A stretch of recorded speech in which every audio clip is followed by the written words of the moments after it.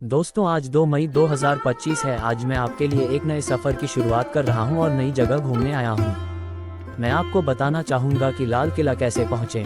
वैसे दिल्ली मेट्रो से लाल किला पहुँचना बहुत आसान है। जैसे दिल्ली में परिवहन के सबसे अच्छे साधनों में से एक मेट्रो रेलवे है। यह न केवल तेज़ है बल्कि किफ़ायती भी है। लाल किले के सबसे नज़दीकी मेट्रो स्टेशन येलो लाइन और वायलेट लाइन पर स्थित चांदनी चौक और लाल किला स्टेशन है। आज मैं अकेला नहीं, अपनी फैमिली के साथ, अपने परिवार के साथ आया हूं। चलो देर ना करते हुए ब्लॉग को शुरू करते हैं। मेट्रो से लाल किला पहुंचने के लिए आपको चांदनी चौक स्टेशन और लाल किला पर उतरना होगा और गेट नंबर 5 से बाहर निकलना होगा। वहां से आप ऑटो रिक्शा किराए पर ले सकते हैं या पैदल भी किले तक जा सकते हैं। चांदनी चौक स्टेशन से लाल किला की दूरी केवल 1.6 किलोमीटर है। ये जो आप मेरे सामने देख रहे हो ये दिल्ली का है लाल किला, जो चांदनी चौक के सामने है और इसके पास में जमा मस्जिद भी है। ये शानदार किला दिल्ली के केंद्र में यमुना नदी के तट पर स्थित है, जो कि तीनों तरफ से यमुना नदी से घिरा हुआ है, जिसके अद्भुत सौंदर्य और आकर्षण को देखते ही बनता है। मैं आपको बताना चाहूँगा कि लाल किला में प्रवेश शुल्क और समय क्या है। लाल किला खुलने का समय सुबह 9:30 बजे से शाम 4:30 बजे तक है। ये सोमवार को छोड़कर सप्ताह के सभी दिनों में खुला रहता है। भारतीय नागरिकों के लिए लाल किले में प्रवेश शुल्क 80 रुपये प्रति व्यक्ति है, जबकि विदेशी पर्यटकों के लिए यह 500 रुपये प्रति व्यक्ति है।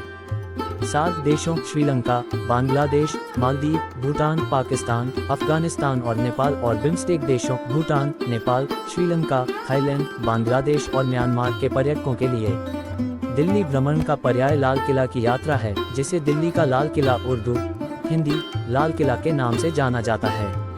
मूल रूप से लाल किला को किला मुबारक उर्दू हिंदी किला मुबारक के नाम से जाना जाता था, जिसका अर्थ है शाही परिवार का निवास।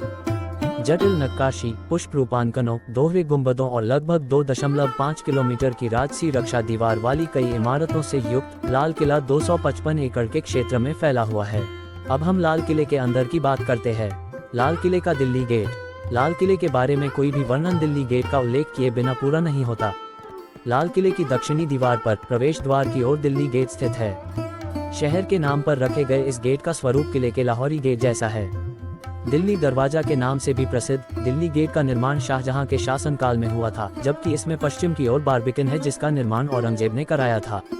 दिल्ली गेट में 3 मंजिलें हैं, जिनमें से प्रत्येक आयताकार, नुकीला और चौकोर आकार के मेहराबदार पैनलों से सजी हुई है, जो अर्ध-अष्टकोणीय आकार की मीनारों से घिरी हुई हैं। ये मीनारें अष्टकोणीय आकार के खुले मंडपों से ढकी हुई हैं। मंडप की छत सफेद पत्थर से बनी है, जबकि दरवाजा लाल बलुआ पत्थर से बना है। इन 2 मंडपों के बीच 7 छोटे गुंबदों वाली छोटी छतरियां हैं। इन दीवारों पर ज्वाला के आकार की किलेबंदी है।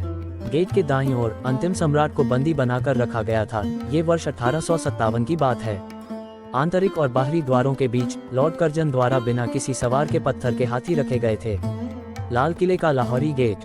पश्चिमी दीवार पर स्थित लाहौरी गेट दिल्ली के लाल किले का मुख्य प्रवेश द्वार है।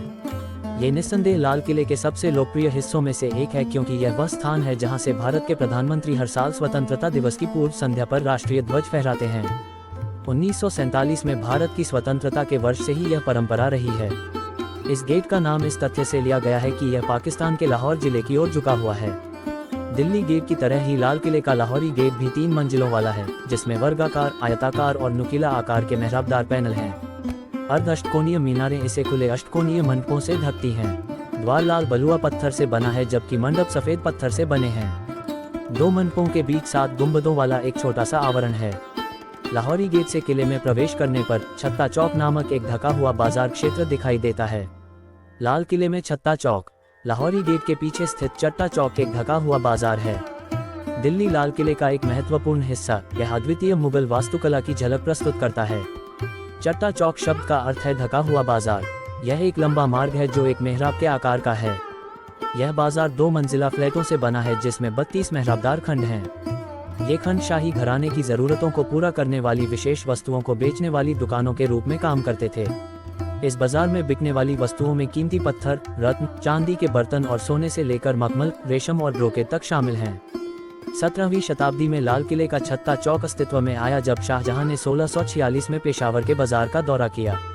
20वीं शताब्दी के दौरान जब मेहराबों को बंद कर दिया गया तो इस बाजार का जीर्णोद्धार किया गया, जिसके कारण इसका मूल स्वरूप खो गया। लाल किले का दीवान-ए-आम। दीवान-ए-आम, जैसा कि नाम से ही पता चलता है, आम लोगों के लिए एक हॉल है। यह आयताकार आकार का हॉल वह स्थान है जहां मुगल सम्राट अपने शिष्यों से मिलते थे। सम्राट को लोगों से अलग करने के लिए एक विशाल रेलिंग बनाई गई थी। दीवान-ए-आम में संगमरमर की छतरी के साथ एक कोना है जहां सम्राट बैठते थे और जनता की शिकायतें और मुद्दे सुनते थे। प्लास्टर के काम से सुसज्जित ये लाल किले के सबसे खूबसूरत हिस्सों में से एक है। सिंहासन के पैनलों पर पिएट्रा ड्यूरा या परचिनकारी का काम ऑस्टिन डी बोर्डो नामक फ्लोरेंटाइन कलाकार द्वारा बनाया गया था। इस हॉल के पीछे एक विशाल प्रांगण है जिसमें कई कलात्मक संरचनाएं हैं। पत्थरों से डिजाइन किया गया है। हम्माम में गर्म और ठंडे पानी की व्यवस्था थी। हम्माम के पश्चिमी भाग की ओर चलते हुए आपको मोती मस्जिद दिखाई देगी, जिसे मोती मस्जिद के नाम से भी जाना जाता है। यह मस्जिद लाल किले की प्रारंभिक संरचना का हिस्सा नहीं थी। इसे बाद में औरंगजेब ने बनवाया था। इसे बादशाह औरंगजेब ने निजी मस्जिद के रूप में इस्तेमाल किया था। इस मस्जिद में तांबे की परत वाले 3 गुंबद हैं और दरवाजों पर तांबे की परत वाले पत्ते खुदे हुए हैं। मस्जिद में काले संगमरमर से बनी थोड़ी ऊंची नमाज की चटाइयां हैं। इन्हें मुसल्ला के नाम से जाना जाता है। मोती मस्जिद के उत्तर में हयात बख्श बाग है, जो जीवन देने वाला उद्यान है। लाल किले की मुख्य संरचना के चारों ओर बना यह उद्यान फव्वारों, सुरंगों, टैंकों, परिदृश्यों और पौधों के समृद्ध संग्रह से सुसज्जित है। लाल किले के अंदर एक छोटा सा बगीचा भी है जिसे मेहताब बाग, मूनलाइट गार्डन के नाम से जाना जाता है। हयात बख्श बाग के बीच में लाल पत्थर से बना एक मंडप है जिसे जफर महल कहा जाता है। इसे बहादुर शाह द्वितीय ने वर्ष 1842 में बनवाया था। लाल किला दिल्ली को कवर करने का समय आ गया है। दिल्ली में लाल किला देखने के लिए कम से कम 2 घंटे का समय चाहिए, जो 3 या 4 घंटे तक भी जा सकता है, अगर आप इसके हर हिस्से को अच्छी तरह से देखने की योजना बना रहे हैं। कुछ समय निकालकर इस किले को फुर्सत से देखें और लाल किला की लुभावनी तस्वीरें लेने के लिए पर्याप्त समय निकालें। लाल किला प्रकाश एवं ध्वनि शो दिल्ली के लाल किला के प्रमुख आकर्षणों में से एक लाइट एंड साउंड शो है।